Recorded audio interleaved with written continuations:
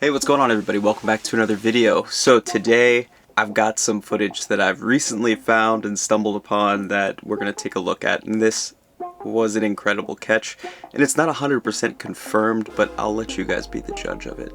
So as I was saying, I lost some footage and I was scrolling through my phone and I found an old clip that I'd actually airdropped after I dumped it on the computer, and I sent it to Ace and a couple of my buddies from a giant fish catch, but then fried my computer. What I think is so special about it is that I think it's the exact same fish that I caught 14 months prior. It was the lake record of 985. So if you've been following for a while, you probably remember this first fish catch, but if you're new to the channel, first hit that subscribe button. But here's the catch from April of 2022.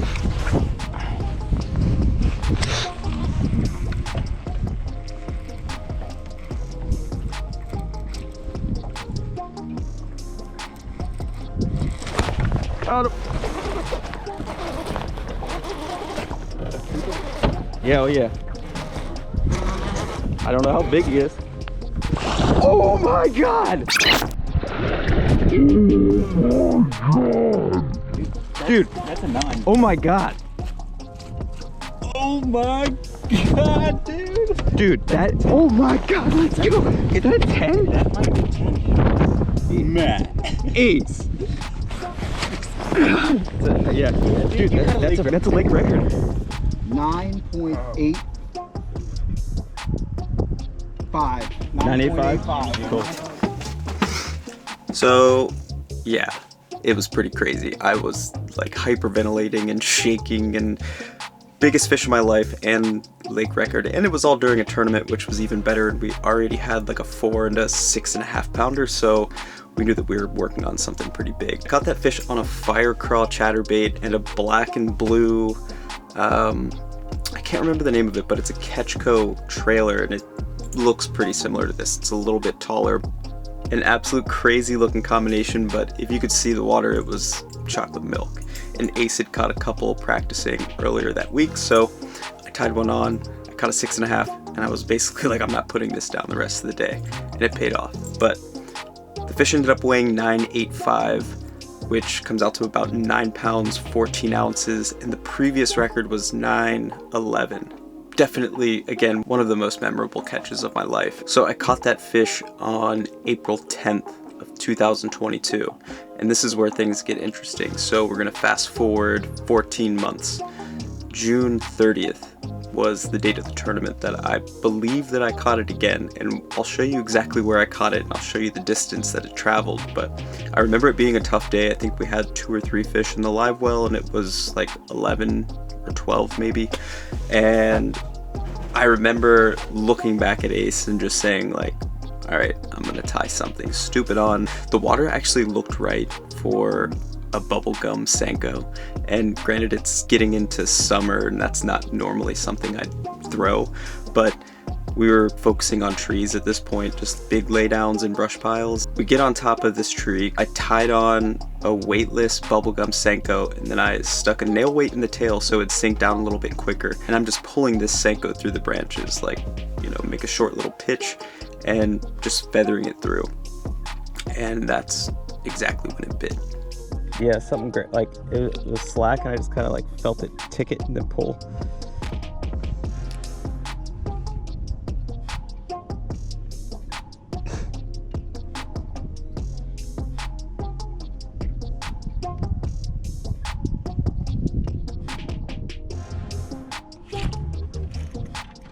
Get out of there.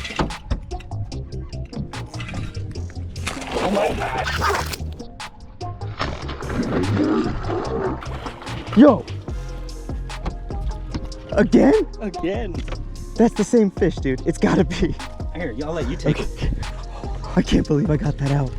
Dude. I thought it came off. That's over 7. Oh my god. Dude, that's... Is it 8? Something to point out about right when I caught this fish, it was almost like I knew that it was the same one as soon as it hit the bag. Like I immediately looked up at Ace and I was like, again? Like, are you kidding me? It's a giant. Like, this lake pushes out big fish. A lot of fish in the 5 to 7 pound range. You just don't see many 8+s. Again, it's just not a super common thing. And these are all northern strain fish. They're not F1s, they're northern strain largemouth bass. So to get up into that 10 pound range to begin with is pretty rare. So I was just stoked both times to catch bigger fish out of the lake. It's a beautiful thing to see. But anyway, the second time that I caught it, it was 8.89 pounds. And obviously this is post-spawn, and we have a difference of 0.96 pounds between April of 22 and June of 23. That is kind of the first clue to me that it could be the same fish. Generally when a fish that big is spawning, they can gain up to like a pound. So it's right within that threshold. I've been thinking about it a lot since then. I never made a video on this because I lost all the rest of the footage from the day. Honestly, don't even remember how we finished, but I'm almost certain that it's the same fish. So have you ever thought about, like, when you catch a fish in a tournament, or just when you're fishing and you release it, like, how far does it move? Where does it go? Does it find a new home within the area that it's released, or does it travel all the way back to where it was, and was that the area that it was living in? There's so many questions, and I'm sure that there are so many fish that do different things, but after taking a deeper dive and a look at this fish and its scale patterns and a couple other small things, I really truly think that they're the same. Basically, all I did was take a few of the pictures of each fish, and I will say it was very difficult because they're at slightly different angles, and I can't just layer them over top of each other because of the angle that the photos were taken. Someone who's super good with Photoshop or something could probably do it, but I did the best that I could. Even at a glance at both of these pictures, they almost look like different fish, but I caught one early April and then the other one late June. So we have, you know, super cold water, pretty warm water. The fish just change colors, but I had to take a little bit closer look, and I really thought that tracing its lateral markings would help maybe define that, like, okay, these are too similar to call different fish. I cut the fish out and I traced the side markings, so you could see that, like, with this red line here, I'm just doing the best I can. It is a little bit difficult.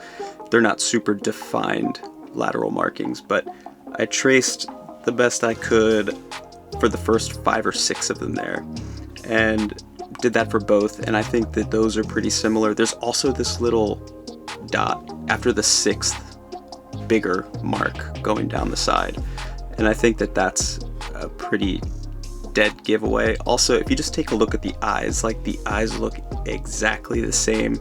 And then one of the biggest telltale signs to me, if you look on the anal fin, it has a bit of a slice about a quarter of the way down. You can very clearly see that both of these fish have that exact same cut. So I don't know.